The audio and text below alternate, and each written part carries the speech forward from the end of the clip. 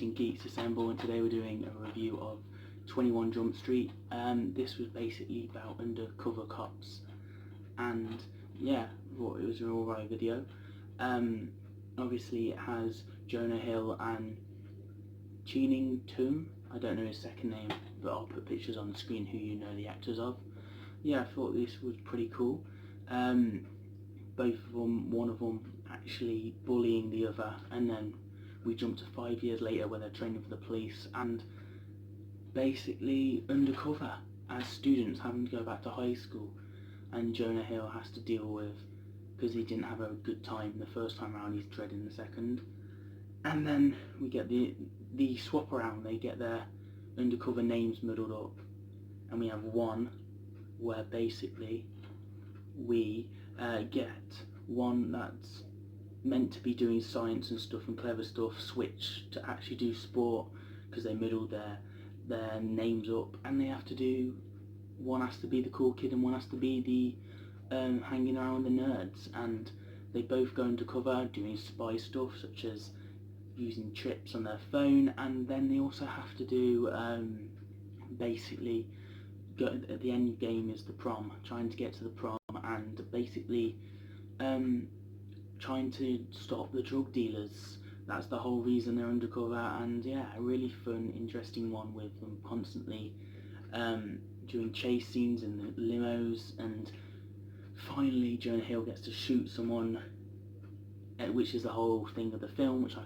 found it quite interesting and intriguing, and him actually turning into the cool kid, which is obviously a stereotype of the other guy being the cool kid and stuff. Actually the other guy is this time, and playing against the stereotypes, which I like, and taking the mick out of them as well. Obviously this is a cop school sort of thing, so it takes the mick out of that and does the generic cop sort of situations with actually yeah, just some interesting takes really. So that's what I thought of 21 Jump Street 1. I'd give this out of 10 probably a 7.5 in my opinion. I thought it was a solid first movie. I'm going to review the second one now, so I'll see you guys in a minute. Now we're on to 22 Jump Street. So yeah, this one's a lot different. Within the budget's a lot more.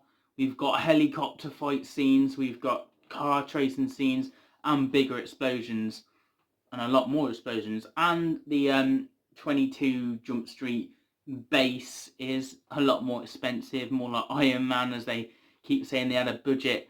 Their budget's gone up, and also 23 Jump Street, they're like, that we've been a bit optimistic here, which I liked. Little gags within the within the movie itself, and then the ending with 20 Jump Street 25 Jump Street 26 27 28 29 blah blah blah blah blah blah, with all of it up to 27 Jump Street and all beyond. You know, it was it's pretty cool. I love that little sequence. That was pretty cool and fun to see, a little ongoing gag. See, look, we're all doing all these missions, you just can't see it.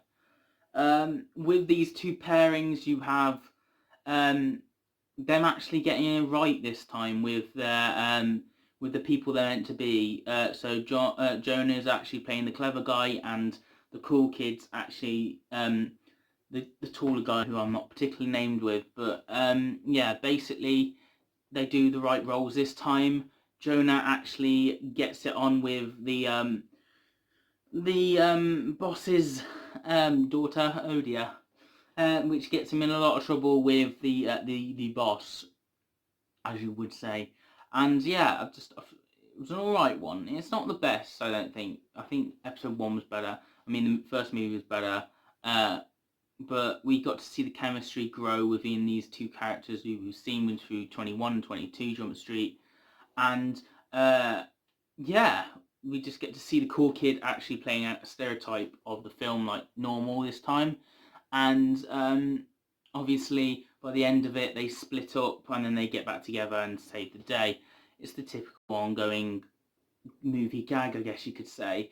There's not much to this. I say episode 1, yeah, 7.5. So this second one gets a a 7.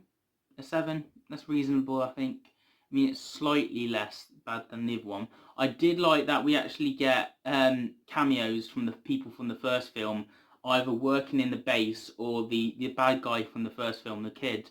Um, he was in jail, which was hilarious. So yeah, I like that as well. That was a pointer to give. So they have like history and clarity and canonness between the two movies, which is quite interesting and good flow. Obviously, they just want to be police officers and they have to go undercover again. And yeah, this time we're doing what we did before because it worked. And that ongoing gag, what people enjoyed the first movie. So let's just make it exactly the same like the first movie because people will enjoy it. That was an ongoing gag. There was a self influencing themselves on that. But yeah, as I was saying, that's that really.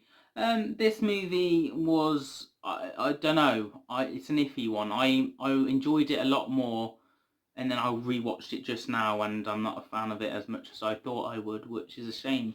But that's the thing about these reviews; they can't always be positive, and that's the thing. Like it either drags or it just doesn't live up to its hype or its expectations. I think that's the thing. So yeah, but join me next time for I don't know, Lord of the Rings, Harry Potter, James Bond, Marvel films, Batman films, but also not just films. Shows like Being Human, Merlin, Doctor Who, Torchwood, you name it, Gotham. We'll be reviewing them. Rick and Morty. So there's a lot of shows and movies to check out on the channel, so I'll be reviewing them in the future. So remember to give this video a thumbs up, get a little bell, and I'll see you guys from another video very soon. Have a nice day.